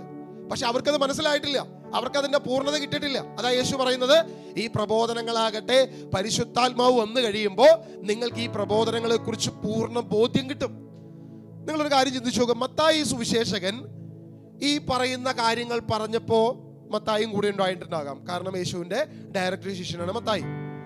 മത്തായിക്ക് പോലും മനസ്സിലായിട്ടുണ്ടാവില്ല ദേവാലയത്തെക്കാൾ ശ്രേഷ്ഠനാണ് തന്റെ ഗുരു എന്ന ബോധ്യം അപ്പോ മനസ്സിലായിട്ടുണ്ടാവില്ല. പക്ഷേ ഈ സുവിശേഷം എഴുതുമ്പോ പരിശുദ്ധാത്മാവ് സെഹിയോൻ ഊട്ടുശാലയിൽ അവർ ഒരുമിച്ചായിരുന്നപ്പോ പരിശുദ്ധാത്മാവ് അഗ്നിനാവുകളായി അവരുടെ മേൽ വന്നതിന് ശേഷം ആ പരിശുദ്ധാത്മാവ് എന്ന കസ്റ്റോഡിയൻ ദൈവത്തിന്റെ ആത്മനിവേശിതമായി മത്തായിയുടെ സുവിശേഷം 12-ാം അധ്യായം 6-ാം വാക്യം എഴുതുമ്പോ മത്തായി അത് ഓർത്ത് ആത്മാവിൽ എഴുതുകയാണ്, ദേവാലയത്തെക്കാൾ ശ്രേഷ്ഠമായവൻ ഇതാ ഇവിടെ നിൽക്കുന്നു. ആ ദേവാലയത്തെക്കാൾ ശ്രേഷ്ഠമായവൻ ദേവാലയം നികുതി കൊടുക്കേണ്ട ആവശ്യമുണ്ടോ എന്നൊരു ചോദ്യമാണ് അവിടെ കൊടുക്കുന്നത്. അടുത്ത വീണ്ടും പത്രോസിനോട് പറയുക, പത്രോസ്, നീ മകനാണെങ്കിൽ നീ സ്വതന്ത്രനാ, എന്നാൽ നീ മകനല്ലെങ്കിൽ നീ നികുതി കൊടുത്തേ പറ്റൂ. ദേവാലയത്തിൽ നീ നികുതി കൊടുത്തേ പറ്റൂ. അപ്പൊ നീ മകനായി മാറണം. ഒരു ക്രിസ്ത്യാനി, ഒരു ക്രിസ്തുവിന്റെ അനുയായി ദൈവത്തിന്റെ മകനായി മാറണം എന്നുള്ളത് പത്രോസിന് കൊടുക്കുന്ന ഒരു പ്രധാനപ്പെട്ട പ്രബോധനമാണ്. രണ്ട് കാര്യങ്ങൾ. ഒന്ന്, താൻ ദൈവമാണെന്ന ബോധ്യം അവിടെ പത്രോസിന് വെളിപ്പെടുത്തി കൊടുക്കുന്നുണ്ട്. രണ്ട്, നീ മകനായി മാറണം. മകനായി മാറിക്കഴിഞ്ഞാൽ ഇനി നടക്കാൻ പോകുന്ന കാര്യത്തിലൂടെ ആ മകനുള്ള അനുഗ്രഹത്തെക്കുറിച്ച് യേശുവിടെ വ്യക്തമാക്കുക. നമുക്കറിയാം, പിന്നീടുള്ള സിറ്റുവേഷൻസ് നമ്മൾ വചനത്തിൽ തന്നെ നമ്മൾ വായിക്കുന്നുണ്ട്. മത്തായി സുവിശേഷം നമ്മൾ വായിച്ച 17:25 മുതൽ നമുക്കൊന്നുകൂടി വായിക്കാം. അപ്പോൾ നമുക്ക് ആ വിഷയം ഒന്നും കൂടി ഒന്ന് മനസ്സിലാക്കാം. അവൻ പറഞ്ഞു, ഉവ്. പിന്നീട് വീട്ടിലെത്തിയപ്പോൾ യേശു ചോദിച്ചു, ശിമയോനെ, നിനക്ക് എന്ത് തോന്നുന്നു? ഭൂമിയിലെ രാജാക്കന്മാർ ആരിൽ നിന്നാണ് നികുതിയോ ചുങ്കമോ പിരിക്കുന്നത്? തങ്ങളുടെ പുത്രന്മാരിൽ നിന്നോ അന്യരിൽ നിന്നോ? അന്യരിൽ നിന്ന് എന്ന് പത്രോസ് മറുപടി പറഞ്ഞു. യേശു തുടർന്നു, അപ്പോൾ പുത്രന്മാർ സ്വതന്ത്രരാണല്ലോ. എങ്കിലും അവർക്ക് ഇടർച്ച ഉണ്ടാകാതിരിക്കുവാൻ നീ കടലിൽ പോയി ചൂണ്ടയിടുക. പുത്രൻ സ്വതന്ത്രനാണ് എന്ന് പറഞ്ഞിട്ട് പത്രോസിനോട് പറയുക, പത്രോസ്, നീ ഒരു കാര്യം ചെയ്യ്, ആർക്കും ഒരു ഇടർച്ച ഉണ്ടാകണ്ട. അങ്ങനെ ഇടർച്ച ഇല്ലാതിരിക്കേണ്ടതിന് നീ എന്ത് ചെയ്യണം? നീ പോയിട്ട് കടലിൽ പോയി ഒരു ചൂണ്ടയിടണം. എന്നിട്ട് എന്ത് സംഭവിക്കുന്ന പറയുന്നത്? ചൂണ്ടയിട്ട് കഴിയുമ്പോൾ ആദ്യം ലഭിക്കുന്ന മത്സ്യത്തിന്റെ വായ് തുറക്കുമ്പോൾ ഒരു നാണയം കണ്ടെത്തും. അതെടുത്ത് എനിക്കും നിനക്കും വേണ്ടി അവർക്ക് കൊടുക്കുക. എൻ്റെ ജീവിതത്തിൽ കഴിഞ്ഞൊരു കുറച്ചു കാലം മുൻപ് ഞാൻ പണ്ട് എൻ്റെ ചർച്ചിൽ പ്രവർത്തിച്ചിരുന്ന സംഘടന, ഏത് സംഘടനയൊന്നും ഞാൻ പറയുന്നില്ല, ആരും മുറിവേൽപ്പിക്കാൻ താല്പര്യമില്ല. അപ്പോൾ ഈ സംഘടനയിൽ എൻ്റെ കൂടെ പ്രവർത്തിച്ചിരുന്ന എൻ്റെ പ്രായമുള്ള കുറച്ച് ആളുകളുണ്ട്. എൻ്റെ കുറച്ച് സീനിയർ ആയിട്ടുള്ള എൻ്റെ ചേട്ടന്മാരും ഉണ്ട്, എൻ്റെ കൂടെ ഉണ്ടായിരുന്ന എല്ലാവരും. അപ്പോൾ അവർ ഒരു ദിവസം എന്നെ കാണാനായിട്ട് വന്നു. അപ്പോൾ അവർ പറഞ്ഞു, ഇത് ജൂബിലി വർഷമാണ് നമ്മുടെ സംഘടനയുടെ. അപ്പോൾ ചില പ്രവർത്തനങ്ങൾ, പ്രത്യേകിച്ച് കുറച്ച് ആതുര സേവനങ്ങളൊക്കെ നമ്മൾ നടത്താൻ ഉദ്ദേശിക്കുന്നുണ്ട്, ചില കാര്യങ്ങളൊക്കെ ചെയ്യാൻ ഉദ്ദേശിക്കുന്നുണ്ട്. അപ്പോൾ ഒരു ഡെസ്റ്റിൻ്റെ ഒരു ചെറിയ കോൺട്രിബ്യൂഷൻ ഞങ്ങൾ ആഗ്രഹിക്കുന്നുണ്ട് എന്ന് പറഞ്ഞു. ഞാൻ പറഞ്ഞു, തീർച്ചയായിട്ടും നമുക്ക് ചെയ്യാം. കാരണം അവർ പറഞ്ഞ ആ ഒരു കാര്യം വളരെ നല്ല കാര്യങ്ങളാണ്. കുറച്ച് വിദ്യാഭ്യാസപരമായിട്ടുള്ള കാര്യങ്ങൾ, കുറച്ച് ചാരിറ്റി പ്രവർത്തനങ്ങൾ, കുറച്ച് ആത്മീയ പ്രവർത്തനങ്ങൾ, ഇങ്ങനെയുള്ള കാര്യങ്ങളൊക്കെ അവർ ചെയ്യാനായിട്ട് ആ ജൂബിലി വർഷവുമായി ബന്ധപ്പെട്ട് അവർ ചെയ്യാനായിട്ട് ഉദ്ദേശിക്കുന്നുണ്ട്. അപ്പോൾ ഞാൻ പറഞ്ഞു, തീർച്ചയായിട്ടും നമുക്ക് ചെയ്യാം, കുഴപ്പമില്ല, അടുത്ത ദിവസത്തേക്ക് ഞാനത് ചെയ്തേക്കാം എന്ന് പറഞ്ഞു. ഓക്കെ, അവർ സന്തോഷത്തോടെ പിരിഞ്ഞുപോയി. അതിനുശേഷം ഒരാഴ്ച കഴിഞ്ഞപ്പം വീണ്ടും ഇവർ എന്നെ കാണാനായിട്ട് വന്നു. അപ്പോൾ എന്നെ കണ്ടു കഴിഞ്ഞിട്ട് പറഞ്ഞു, ഡെസ്റ്റിൻ, നമ്മൾ ബഡ്ജറ്റ് കുറച്ചുകൂടി ഒന്ന് വർദ്ധിപ്പിക്കുകയാണ്. അപ്പോൾ നീ അന്ന് പറഞ്ഞതിൽ നിന്ന് കുറച്ചുകൂടെ ബഡ്ജറ്റ് എനിക്ക് കൂടി തരണം. അപ്പോൾ ഞാൻ ചോദിച്ചു, അല്ല, പരിപാടികൾ ഗംഭീരമാകുകയാണെങ്കിൽ നമുക്ക് ചെയ്യാം, കുഴപ്പമില്ല, എന്താണ് ഉദ്ദേശിക്കുന്നത്? അപ്പോൾ പറഞ്ഞു, നമ്മൾ ജൂബിലി വർഷമായിട്ട് നമ്മളിപ്പോൾ ജൂബിലി ആഘോഷിച്ചു. അപ്പോൾ ജൂബിലി ആഘോഷിച്ച് കുറേ ചാരിറ്റി പ്രവർത്തനം ചെയ്ത് കുറേ കാര്യങ്ങളൊക്കെ ചെയ്ത് കഴിഞ്ഞ് ഇത് അവസാനിച്ചു പോകും, ഇതവിടെ തീർന്നു പോകും. കുറച്ച് ആളുകൾക്ക് കുറേ നന്മ പ്രവൃത്തി ഇതൊക്കെ ചെയ്ത് അത് അവസാനിച്ചു പോകും. പക്ഷേ നമ്മൾ അതൊന്ന് കുറച്ചിട്ട് നമ്മൾ നമ്മുടെ പള്ളിയുടെ അകത്ത്, ദേവാലയത്തിൻ്റെ പുറത്ത്, പള്ളി കോമ്പൗണ്ടിൽ ഒരു മാതാവിൻ്റെ ഗ്രോട്ടോ പണിയാനായിട്ട് നമ്മൾ ആഗ്രഹിക്കുന്നുണ്ട്. അപ്പോൾ ഗ്രോട്ടോ പണിത് കഴിഞ്ഞാൽ ഒരു ഗുണമുള്ളതെന്ന് വെച്ച് കഴിഞ്ഞാൽ ആ ഗ്രോട്ടോൻ്റെ ഫ്രണ്ടിൽ നമ്മളൊരു ഇത് വയ്ക്കും. ഇത് എല്ലാ കാലത്തും, അതായത് ഈ ദേവാലയം നിലനിൽക്കുന്ന എല്ലാ കാലത്തും ജൂബിലി വർഷത്തിൽ നമ്മൾ ചെയ്തതാണെന്നുള്ളൊരു തെളിവ് എത്രയോ വർഷം കഴിഞ്ഞാലും ഉണ്ടാവും. അപ്പോൾ അതാണ് കുറച്ചുകൂടി നല്ലതെന്ന് ഒരു അഭിപ്രായം വന്നു. അപ്പോൾ ബഡ്ജറ്റ് കുറച്ചുകൂടി ഒന്ന് കൂട്ടി തരണം എന്ന് പറഞ്ഞു. ഞാൻ പറഞ്ഞു, സന്തോഷത്തോടെ പറയട്ടെ ചേട്ടാ, ഞാൻ തരാമെന്ന് പറഞ്ഞ പൈസ പോലും ഞാൻ തരില്ല. 10 പൈസ എന്നിൽ നിന്നും പ്രതീക്ഷിക്കരുത്, ഒറ്റ കാശ് ഞാൻ തരില്ല. ഞാൻ പറഞ്ഞു, മനുഷ്യന് നന്മയുള്ള കാര്യം ചെയ്യണമെന്ന് നിങ്ങൾക്ക് താല്പര്യമില്ല, പകരം ജനം എന്നും കണ്ട് മനസ്സിലാക്കി, അല്ലെങ്കിൽ നിങ്ങളുടെ നാമം, നിങ്ങളുടെ മഹത്വം, ഇത് ചെയ്തത് ഇന്ന ആളുകൾ ജൂബിലി വർഷത്തിൽ ചെയ്തു എന്ന് കാണിക്കാൻ വേണ്ടി നിങ്ങൾ ചില പ്രവൃത്തികൾ ചെയ്യാൻ ആഗ്രഹിക്കുന്നു. ഇതിന് എൻ്റെ കയ്യിൽ നിന്ന് 10 പൈസ കിട്ടത്തില്ല എന്ന് പറഞ്ഞു, ഒന്നും ഞാൻ തരാൻ ആഗ്രഹിക്കുന്നില്ല എന്ന് പറഞ്ഞു. ഇങ്ങനെ പറഞ്ഞ് അത് ഒഴിവാക്കി വിട്ടു. നിങ്ങൾ ആലോചിച്ച് നോക്കാം, മനുഷ്യന്റെ ചിന്താഗതി ഇതാ. എന്തിനാണ് നമ്മൾ പണം കൊടുക്കേണ്ടത്, എന്ത് ആവശ്യത്തിനാണ് നമ്മൾ പണം കൊടുക്കേണ്ടത് എന്ന് നമ്മൾ ബോധ്യപ്പെടണം. നമ്മൾ വചനത്തിൽ നമ്മളിവിടെ യേശു പറയുന്നുണ്ട്, ആർക്കും ഇടർച്ച ഉണ്ടാക്കാതിരിക്കാൻ ആ മത്സ്യത്തിന്റെ വായിൽ നിന്ന് കിട്ടുന്ന കൊടുത്തോ. എനിക്ക് വന്നങ്ങനെ ചെയ്യാമായിരുന്നു, ഇവർക്കൊരു ഇടർച്ച വേണ്ട, നമ്മളെന്തായാലും കൊടുക്കാതെ പറഞ്ഞ തുക അങ്ങോട്ട് കൊടുത്തേക്കാന്ന് വിചാരിച്ചു. പക്ഷേ എൻ്റെ മനസാക്ഷി അതിനെ അനുവദിച്ചില്ല. അപ്പം എൻ്റെ മനസാക്ഷി നേരെ തിരിച്ച് അവരോട് ഞാൻ പറഞ്ഞ കാര്യം ഇത്രയുള്ളൂ, നിങ്ങൾ മനുഷ്യന് വേണ്ടിയിട്ടല്ല നിങ്ങൾ പ്രവർത്തിക്കുന്നത്, ഇവിടുത്തെ വിശ്വാസികൾക്ക് വേണ്ടിയിട്ടോ മനുഷ്യന് വേണ്ടിയിട്ടോ അല്ല, പകരം നിങ്ങളുടെ മഹത്വത്തിന് വേണ്ടി പ്രവർത്തിക്കുന്നത്. അതുകൊണ്ട് എൻ്റെ കയ്യിൽ നിന്നൊന്നും പ്രതീക്ഷിക്കേണ്ട, ഞാൻ തരില്ല. ഞാൻ തുറന്നു പറഞ്ഞു. യേശുവിൻ്റെ ഈ ഒരു മനോഭാവം ഒന്നും എനിക്ക് അപ്പോൾ വന്നില്ല. എൻ്റെ രീതി അതായിരുന്നു. പക്ഷെ യേശുവിടെ പറയുന്നത്, അതായത് ദേവാലയത്തെക്കാൾ വലിയവനായ യേശു, ദേവാലയത്തെക്കാൾ ശ്രേഷ്ഠനായ യേശു ഇവിടെ പറയുന്ന കാര്യം എന്താണ്? അവർക്ക് ഇടർച്ചയില്ലാതിരിക്കാൻ നീ ഒരു കാര്യം ചെയ്യണം പത്രോസേ, നീ പോയൊരു മത്സ്യത്തിന് ഒരു ചൂണ്ടയിടണം. ഒരു മത്സ്യത്തെ കിട്ടും, അതിൻ്റെ വായിൽ നിന്നും ഒരു നാണയം കിട്ടും. അത് കൊണ്ടുപോയി നീ അവർക്ക് ഇടർച്ചയില്ലാതിരിക്കാൻ നീ കൊടുക്കുക. അപ്പോൾ ഒരു ചോദ്യം ഇവിടെയുണ്ട്. അങ്ങനെ ദേവാലയത്തെക്കാൾ വലിയവനായ യേശു ഒരു ഇടർച്ചയ്ക്ക് കാരണമാക്കാതെ എന്തിനിത് കൊടുത്തു? നിങ്ങൾ യേശുവിൻ്റെ പ്രബോധനങ്ങൾ മുഴുവൻ എടുത്തു നോക്കുക. യേശുവിൻ്റെ പ്രബോധനങ്ങൾ ഈ ദേവാലയ ശ്രേഷ്ഠന്മാർക്ക് ഇടർച്ച വല്ലതുണ്ടാക്കിയോ? വല്ലതുണ്ടാക്കിയിട്ടുണ്ടോ? ഫരിസേയരെ നിങ്ങൾക്ക് ദുരിതം, നിയമജ്ഞരെ നിങ്ങൾക്ക് ദുരിതം, വെള്ളയടിച്ച കുഴിമാടങ്ങളെ നിങ്ങൾക്ക് ദുരിതം എന്ന് പറഞ്ഞ യേശു ആണല്ലോ. ദേവാലയത്തെ ചാട്ടവാറിൽ അവിടെ ശുദ്ധീകരിച്ചത് യേശു ആണല്ലോ. അപ്പൊ ഈ പ്രവൃത്തി ഒന്നും അവർക്ക് ഇടർച്ച ഉണ്ടാക്കിയിട്ടില്ലേ? യേശുവിന്റെ ഏത് പ്രബോധനമാണ് അവർക്ക് ഇടർച്ച ഉണ്ടാക്കാതിരുന്നത്? യേശുവിന്റെ മിക്ക പ്രബോധനങ്ങളും സാപത്തിനെ കുറിച്ചാകട്ടെ, നികുതിയെ കുറിച്ചാകട്ടെ, യേശു പറഞ്ഞ എല്ലാ മേഖലകളും അവരെ സംബന്ധിച്ച് ഇടർച്ച ഉണ്ടാക്കി.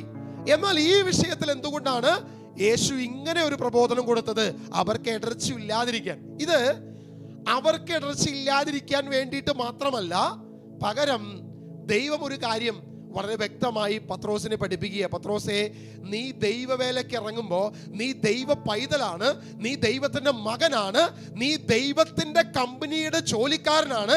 അങ്ങനെയെങ്കിൽ എങ്ങനെ ഞാൻ നിന്നെ നടത്തുമെന്ന് പത്രോസ് നീ അനുഭവിക്കാൻ പോവുകയാ, നീ കണ്ടറിയാൻ പോവുകയാ, നീ മനസ്സിലാക്കാൻ പോവുകയാ. പത്രോസ്, നീ പോയൊരു ചൂണ്ടയിടുക. ആ ചൂണ്ടയിടുമ്പോൾ ഒരു മത്സ്യത്തെ ലഭിക്കും. ആദ്യം ലഭിക്കുന്ന മത്സ്യത്തിൻ്റെ വാ തുറക്കുമ്പോൾ ഒരു നാണയം ലഭിക്കും. ഈ പറയുന്ന കാര്യം എന്താ പറഞ്ഞെന്ന് പറയാമോ? അതായത് ഞാനൊരു ഉദാഹരണം പറയാം പെട്ടെന്ന് മനസ്സിലാക്കാൻ. ഈ പ്രാർത്ഥന കഴിഞ്ഞ്, ഈ സൂം പ്രെയർ കഴിഞ്ഞ് നിങ്ങൾ ടൗണിലേക്ക് ഇറങ്ങുക. ടൗണിലേക്ക് ഇറങ്ങി നിങ്ങളൊരു ലോട്ടറി ടിക്കറ്റ് എടുക്കുക. ആ ലോട്ടറി ടിക്കറ്റ് എടുക്കുമ്പോൾ നിങ്ങൾക്ക് ആ ലോട്ടറി അടിക്കും. നമുക്കറിയാം ഈ പാതിരയ്ക്ക് ഒരു സ്ഥലത്തും ലോട്ടറി ഉണ്ടാവില്ല അല്ലേ? ഇനി എവിടെയെങ്കിലും വല്ല റെയിൽവേ സ്റ്റേഷനിലോ അല്ലെങ്കിൽ ബസ് സ്റ്റാൻഡിലോ ഒക്കെ വല്ല ലോട്ടറി ഉണ്ടെങ്കിൽ അതൊട്ട് നമുക്ക് അടിക്കാനും പോകാൻ സാധ്യതയില്ല. ലക്ഷക്കണക്കിന് കോടിക്കണക്കിന് ആളുകൾ എടുക്കുന്ന ഒരു ലോട്ടറി ഇതെങ്ങനെ അടിക്കും? ഇതായിരിക്കും പത്രോസും ചിന്തിക്കുന്നത്. അതാ കാരണം, ഈ പറയുന്ന കടലിൽ ഞാൻ പോയി മത്സ്യം ഇടുമ്പോൾ, അല്ല വലയിടുമ്പോൾ അല്ലെങ്കിൽ ചൂണ്ടയിടുമ്പോൾ ഏത് മത്സ്യം വരണം? ഈ നാണയം വിഴുങ്ങിയ മത്സ്യം തന്നെ വരണം. ഒരു സാധ്യതയില്ല. ഇനി അങ്ങനെ ഒരു നാണയം വിഴുങ്ങണമെങ്കിൽ ആരെങ്കിലും എന്നെങ്കിലും ഒരു നാണയം ആ കടലിലേക്ക് ഇട്ടിടണം. അങ്ങനെ ഇട്ടിട്ടുണ്ടെങ്കിൽ ആ മത്സ്യം അത് പോയി വിഴുങ്ങി കൃത്യമായി പത്രോസിന്റെ ചൂണ്ടയിൽ തന്നെ വരണമെന്നില്ലല്ലോ. വേറെ എത്രയോ ആളുകൾ ആ കടൽ തീരത്ത് മത്സ്യത്തിന് വേണ്ടി ചൂണ്ടയിടുന്നുണ്ട്. ഈ പറയുന്ന ആ നാണയത്തെ വിഴുങ്ങിയ അതേ മത്സ്യം പത്രോസിന്റെ ചൂണ്ടയിൽ തന്നെ കുടുങ്ങണമെന്ന് എന്താ നിർബന്ധം? ഒരു നിർബന്ധമില്ല. ഇവിടെ കർത്താവ് ദൈവ പൈതലിനുള്ള ഒരു വലിയ അനുഗ്രഹത്തെ കുറിച്ച് പഠിപ്പിക്കുക. പത്രോസ്, നീ പോയി ഇത് ചെയ്യുക എന്ന് പറയുമ്പോൾ പത്രോസ് അത് ചെയ്യുക. പത്രോസ് പോയി ചൂണ്ടയിടുക. ദൈവം ഇവിടെ വെളിപ്പെടുത്തുന്ന ഒരു കാര്യം ഇതാണ്: മക്കൾ സ്വതന്ത്രരാ. മക്കൾക്ക് ഒരു നികുതിയും കൊടുക്കേണ്ട ആവശ്യമില്ല. യാതൊരു കാര്യത്തിനും നികുതി എന്ന് ഉദ്ദേശിക്കുന്നത് രാജ്യത്തിന്റെ നികുതി അല്ല ഇവിടെ പറയുന്നത്. ദേവാലയത്തിൽ അനുഗ്രഹത്തിനായി യാതൊന്നും അവൻ അങ്ങോട്ട് കൊടുത്തു വാങ്ങേണ്ട കാര്യമില്ല. പകരം സ്വമനസാൽ അവന്റെ ഹൃദയം അവന്റെ ആഗ്രഹത്താൽ കൊടുക്കണം. അതാണ് ചെയ്യേണ്ടത്. അല്ലാതെ ഒരു നിർബന്ധത്തിന് വഴങ്ങി കൊടുക്കാൻ മക്കൾ ഒരു രീതിയിലും ഒരു നിയമത്തിനും കീഴിലല്ല എന്ന് പഠിപ്പിച്ചിട്ട്, നീ മകനാണെങ്കിൽ നിനക്കൊരു സ്വാതന്ത്ര്യമുണ്ട്. അതിതാണ്, നീ പോയി ചൂണ്ടയിടുമ്പോൾ ഞാൻ മത്സ്യത്തോട് കൽപ്പിക്കും, മത്സ്യമേ, നീ പോയി ഇന്ന സ്ഥലത്തുനിന്ന് ഒരു നാണയം വിഴുങ്ങി. പത്രോസ് എവിടെ ചൂണ്ടയിടുന്നോ അവിടെ വന്ന് അവന്റെ ചൂണ്ടയിൽ കുടുങ്ങി അവന് നിന്റെ വായിൽ നിന്നും ഒരു നാണയം കിട്ടുന്ന തരത്തിൽ നീ പോയി നിൽക്കണമെന്ന് മത്സ്യത്തോട് കൽപ്പിക്കും. ഇതാ ദൈവ പൈതലിന്റെ അനുഗ്രഹം. നീ ദൈവ പൈതലാണെങ്കിൽ, ദൈവ മകനാണെങ്കിൽ, ദൈവ മകളാണെങ്കിൽ, നീ പ്രാർത്ഥിക്കുമ്പോൾ, നീ ദൈവത്തിന്റെ മുൻപിൽ അനുഗ്രഹത്തിന് വേണ്ടി യാചിക്കുമ്പോൾ, നിനക്ക് വേണ്ടി കൽപ്പിക്കുന്ന, നിനക്ക് വേണ്ടി ദൈവകൽപ്പനയെ പുറപ്പെടുവിക്കുന്ന ഒരു ദൈവമുണ്ടെന്ന് നീ വിശ്വസിച്ചോണം. ഇതാ പത്രോസിനോട് ദൈവം പറയുന്നത്. പത്രോസെ, നീ എല്ലാം ഉപേക്ഷിച്ചു. പത്രോസ് ആവേശത്തോടെ യേശുവിനോട് ചോദിക്കുന്ന ഒരു കാര്യമുണ്ട്.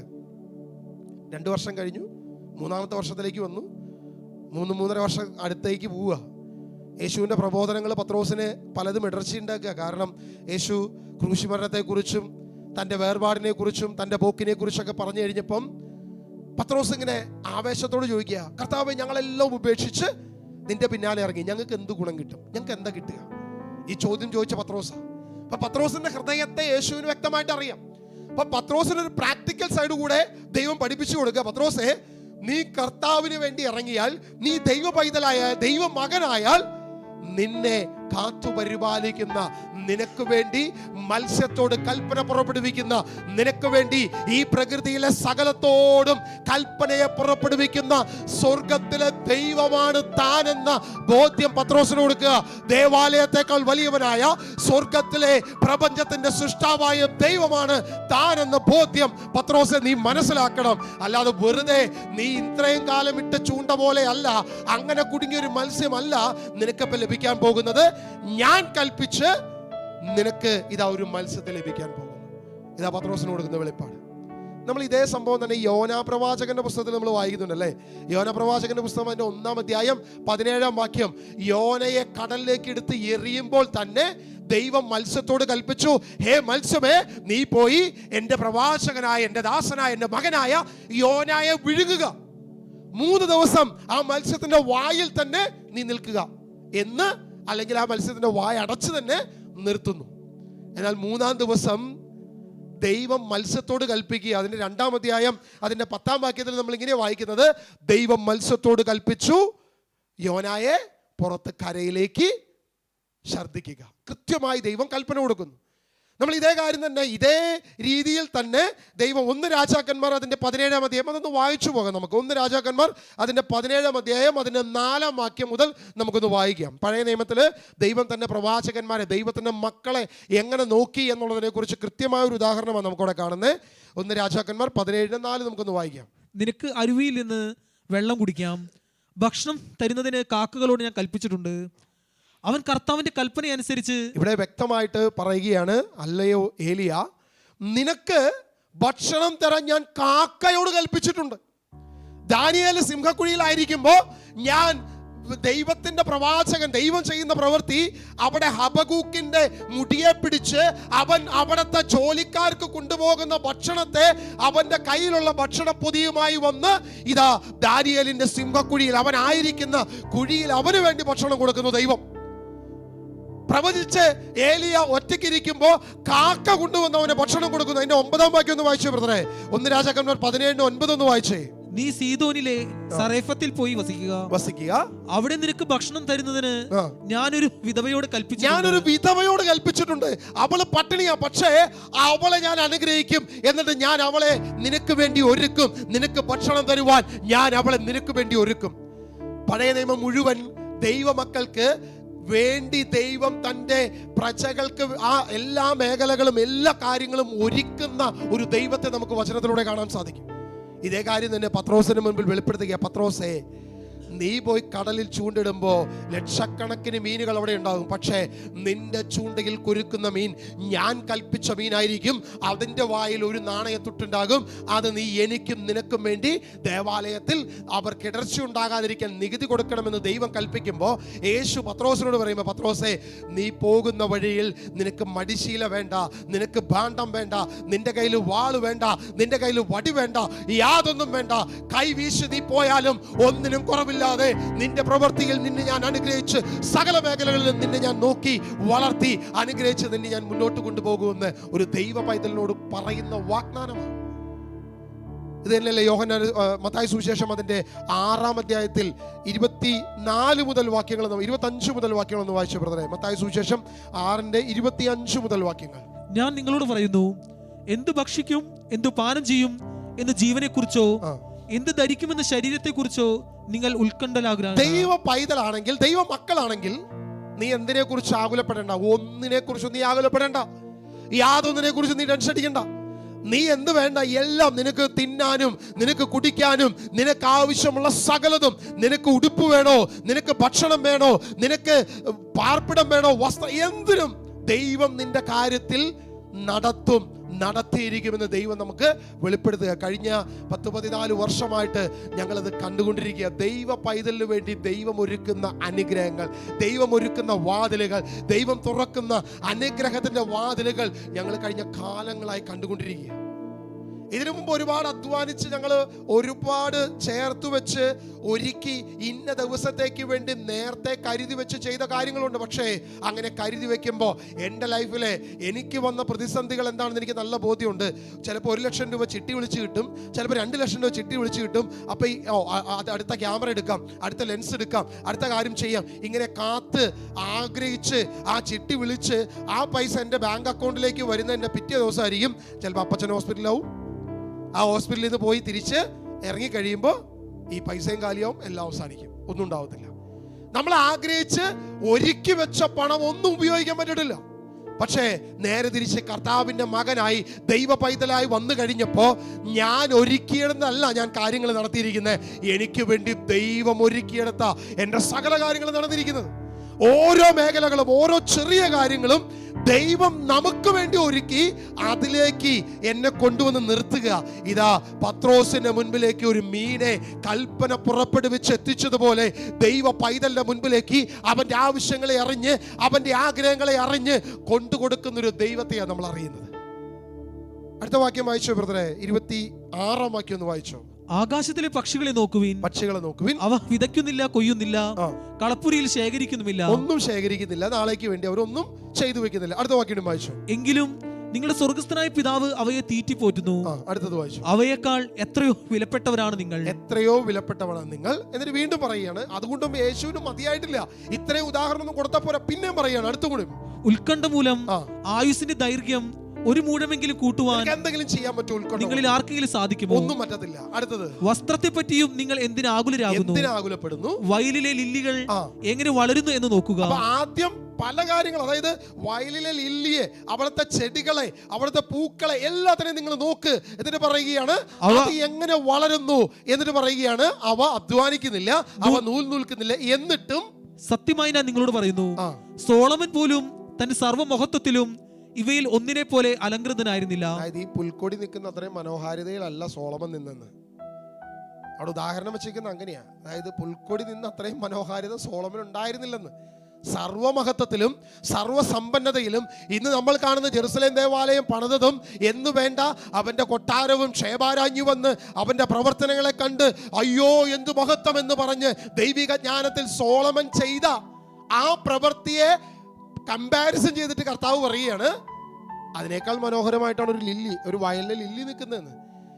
ദൈവ പൈതലിനെ ഞാൻ ഇതിനേക്കാൾ ഭംഗിയായി നോക്കുന്നു. കാരണം നശ്വരമായ നാളെ നശിക്കാൻ പോകുന്ന ആ പൂ കൊഴിഞ്ഞാൽ തീരാവുന്ന മനോഹാരിതയുള്ള ആ പൂക്കളെക്കാൾ എത്രയോ ശ്രേഷ്ഠമായിട്ടാണ് ഞാൻ എൻ്റെ മക്കളെ നോക്കുന്നത്, എൻ്റെ പൈതലിനെ നോക്കുന്നത്. പിന്നെ നീ എന്തിനാ ഈ ദൈവസന്നിധിയിൽ അനുഗ്രഹത്തിന് വേണ്ടി നീ ഇങ്ങനെ കിടന്ന് അവിടെ നേർച്ച, അവിടെ കാഴ്ച, ഇവിടെ ഉരുണ്ട്, അവിടെ പോയിട്ട് കുറച്ച് വെട്ടിലേറ്, ഇവിടെ പോയൊരു മാലിടല്, ഇത്തരം പ്രവൃത്തികൾ ആരാണ് ചെയ്യുന്നത് എന്ന് യേശു വ്യക്തമായി പത്രോസിനോട് പറയുക.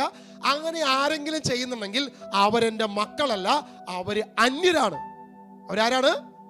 അന്യരാണ്. അതായത് ദേവാലയത്തിൽ നികുതി കൊടുത്ത് നീ അനുഗ്രഹം പ്രാപിക്കുന്നുണ്ടെങ്കിൽ, പണം കൊടുത്ത് നീ അനുഗ്രഹം പ്രാപിക്കുന്നുണ്ടെങ്കിൽ, ഒരു പണം കൊടുത്തിട്ടാണ് അനുഗ്രഹം പ്രാപിക്കുന്നതെന്ന് നീ ചിന്തിക്കുന്നുണ്ടെങ്കിൽ നീ ദൈവ പൈതലല്ല, നീ അന്യനാണ്.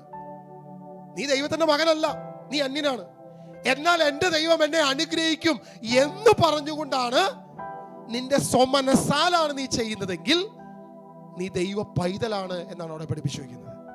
അടുത്ത വാക്യം വായിച്ചോ ബ്രദറെ, നമ്മൾ വായിച്ചുകൊണ്ടിരുന്നതിന്റെ അടുത്ത വാക്യം വായിച്ചു. ഇന്നുള്ളതും നാളെ അടുപ്പിൽ എറിയപ്പെടുന്നതുമായ പുല്ലിനെ ദൈവം ഇപ്രകാരം അലങ്കരിക്കുന്നുവെങ്കിൽ, ഇത്രയും മനോഹരമായി അലങ്കരിക്കുന്നുവെങ്കിൽ, അല്പവിശ്വാസികളെ നിങ്ങളെ അവിടുന്ന് എത്രയോ അധികം അലങ്കരിക്കുകയില്ലേ? അധികം എത്രയോ മനോഹാരിതമായി അലങ്കരിക്കും. എന്നിട്ട് ഒരു കാര്യം കൂടി അവിടെ എടുത്തു പറയുകയാണ്. അതിനാൽ എന്ത് ഭക്ഷിക്കും, എന്ത് പാനം ചെയ്യും എന്നും നിങ്ങൾ ഒന്നിനെ കുറിച്ച് ചിന്തിക്കേണ്ട, ഒന്നിനെ കുറിച്ച് ആകുലപ്പെടേണ്ട.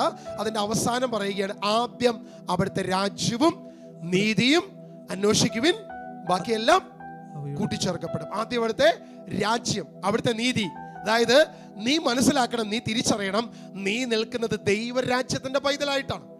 ദൈവരാജ്യത്തിന്റെ മകനാണ് നീ എങ്കിൽ, ദൈവരാജ്യത്തിന്റെ ആ അധികാരം നിന്റെ മേലുണ്ടെങ്കിൽ, അവകാശം നിന്റെ മേലുണ്ടെങ്കിൽ, നീ എന്ത് ചെയ്യണ്ട? അനുഗ്രഹത്തിന് വേണ്ടി നീ ഒന്നും പണം കൊടുത്തു വാങ്ങണ്ട, നീ ഒരു ഉരുളു നേർച്ചയും ചെയ്യണ്ട, നീ ഒരു അടിമയും ചെയ്യണ്ട, നീ ഒരു അമ്പ് എഴുന്നള്ളിച്ച് വെക്കണ്ട. 10 രൂപ കൊടുത്തൊരു അമ്പ് എഴുന്നള്ളിച്ച് വെച്ച് ഒരു വട്ടം കറങ്ങി തിരിച്ചു വരുമ്പോഴല്ല നീ അനുഗ്രഹിക്കപ്പെടാൻ പോവുക. നീ ഒരു ചീട്ട് കൊടുത്ത്, പാപമോചന ചീട്ട് കൊടുത്ത് നീ ഇപ്പുറത്ത് വരുമ്പോഴല്ല നീ അനുഗ്രഹിക്കപ്പെടാൻ പോവാ. നീ ഈ വക ഒരു പ്രവൃത്തിയും ചെയ്തിട്ടല്ല നീ അനുഗ്രഹിക്കപ്പെടുന്നത്. നീ മകനാണെങ്കിൽ നീ സ്വതന്ത്രനാണ്. സൗജന്യമായി ദൈവം നിന്നെ അനുഗ്രഹിക്കും. അവിടെ കൊരിന്ത്യ ലേഖനം 2 കൊരിന്തോസ് അതിന്റെ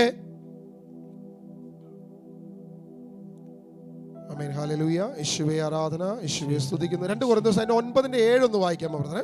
2 കൊരിന്തോസ് 9:7 ഒന്ന് വായിച്ചു. ഓരോരുത്തരും സ്വന്തം തീരുമാനം അനുസരിച്ച് വേണം പ്രവർത്തിക്കുവാൻ.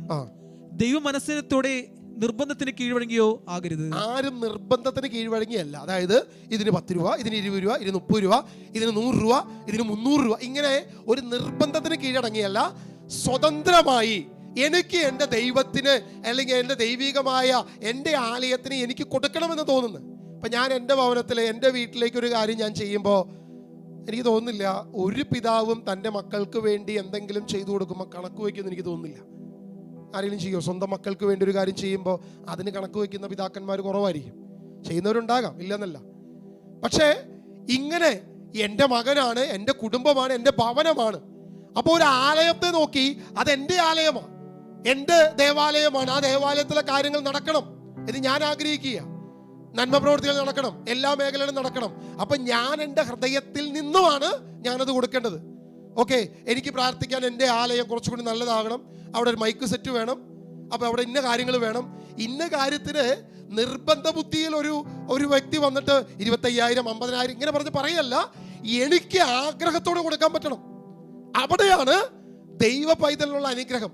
അല്ലാതെ നിർബന്ധത്താൽ അല്ല എന്ന് പൗലോസ് അപ്പോസ്തലൻ നിയമത്തിൽ കൃത്യമായിട്ട് പറയുക. മാത്രമല്ല ദൈവ പൈതൽ അനുഗ്രഹം പ്രാപിക്കുന്നത് എങ്ങനെയാ? അവനെ നോക്കുന്നത് ദൈവമാ. മകനാണെങ്കിൽ മകളാണെങ്കിൽ നിനക്കൊരു സ്വാതന്ത്ര്യമുണ്ട്. ആ സ്വാതന്ത്ര്യം ഇതാണ്: നിനക്ക് വേണ്ടി അവൻ മത്സ്യത്തോട് കൽപ്പിക്കും, നിനക്ക് വേണ്ടി അവൻ കാക്കയോട് കൽപ്പിക്കും, നിനക്ക് വേണ്ടി അവൻ പ്രകൃതിയെ മാറ്റും, നിനക്ക് വേണ്ടി അവൻ കാറ്റിനെ അയക്കും, നിനക്ക് വേണ്ടി അവൻ കാടപ്പക്ഷി അയക്കും, നിനക്ക് വേണ്ടി അവൻ മേഘത്തണൽ അയക്കും, നിനക്ക് വേണ്ടി അവൻ അഗ്നി തൂണുകളെ അയക്കും, നിനക്ക് വേണ്ടി അവൻ ചെങ്കടലകളെ പിളർത്തും, നിനക്ക് വേണ്ടി അവൻ ജോർദാനെ തകർക്കും, നിനക്ക് വേണ്ടി അവൻ സകലതും പ്രവർത്തിക്കുമെന്ന് തന്റെ ജനത്തോട് വെളിപ്പെടുത്തിയ സ്വർഗത്തിലെ ദൈവം തന്നെയായ കർത്താവായ യേശു പറയുക. ദേവാലയത്തെക്കാൾ ശ്രേഷ്ഠമായവൻ ഞാൻ സ്വതന്ത്രനാ, എനിക്ക് നികുതി കൊടുക്കേണ്ട ആവശ്യമില്ല. പ്രിയമുള്ളവരെ, നീ പോയാൽ പത്രോസേ, ദൈവത്തിന്റെ വേലയാണ് നീ ചെയ്യുന്നതെങ്കിൽ, ദൈവത്തിന്റെ രാജ്യമാണ് നിന്റെ കൂടെ ഉള്ളതെങ്കിൽ, ആദ്യം അവിടുത്തെ രാജ്യവും നീതിയും അന്വേഷിക്കുവിൻ, ബാക്കി സകലതും അവൻ കൂട്ടിച്ചേർക്കും. എല്ലാം ഒന്നിനും കുറവില്ലാതെ അവൻ നിനക്ക് വേണ്ടി കൂട്ടിച്ചേർക്കുന്ന ഒരു സ്വർഗത്തിലെ ദൈവമാണ് നമ്മുടെ ദൈവം. ഇന്ന് 2026 കഴിഞ്ഞ വർഷങ്ങളായ അനുഗ്രഹം പ്രാപിക്കാത്തവര് പല കാര്യങ്ങളും നമ്മൾ ചെയ്തു. പലരും നമ്മളോട് പ്രാർത്ഥനാ നിയോഗങ്ങൾ പറയുമ്പം പലപ്പോഴും അവർ വന്ന് പറയുന്ന കാര്യമാണ്, ബ്രദറെ ഞങ്ങൾ ഇത്ര ചാരിറ്റി ചെയ്യാറുണ്ട്, ഞങ്ങൾ ഇന്ന പ്രവൃത്തികൾ ചെയ്യാറുണ്ട്, ഇന്ന കാര്യങ്ങൾ ചെയ്യാറുണ്ട്, പക്ഷെ തടസ്സമാണ് ബ്രദറെ, ഒരു രീതിയിലും മുന്നോട്ട് പോകാൻ പറ്റുന്നില്ല, ഒരുപാട് പ്രശ്നങ്ങളാണ് ബ്രദറെ, ഒത്തിരി കാര്യങ്ങളാണ് ബ്രദറെ എന്ന് പലരും പറയാറുണ്ട്. കർത്താവ് നിങ്ങളോട് പറയുന്ന ഒറ്റ കാര്യമുള്ളൂ: നീ ദൈവത്തിൻ്റെ രാജ്യത്തിൻ്റെ അംഗമാകുക, ദൈവത്തിൻ്റെ മകനാവുക. ആദ്യം അവിടുത്തെ രാജ്യവും നീതിയും അന്വേഷിക്കുക. ദൈവിക നീതിയും ദൈവിക രാജ്യത്തെക്കുറിച്ച് നീ അന്വേഷിച്ചാൽ സകല കാര്യങ്ങളും ദൈവം നിനക്ക് കൂട്ടിച്ചേർക്കും. ഒന്നിനും കുറവില്ലാതെ, ഒരു കുറവുമില്ലാതെ ദൈവം നിന്നെ നോക്കും, നിന്നെ പോറ്റും, നിന്നെ അനുഗ്രഹിക്കും. നമ്മുടെ ദൈവം അനുഗ്രഹത്തിൻ്റെ ദൈവമാണ്.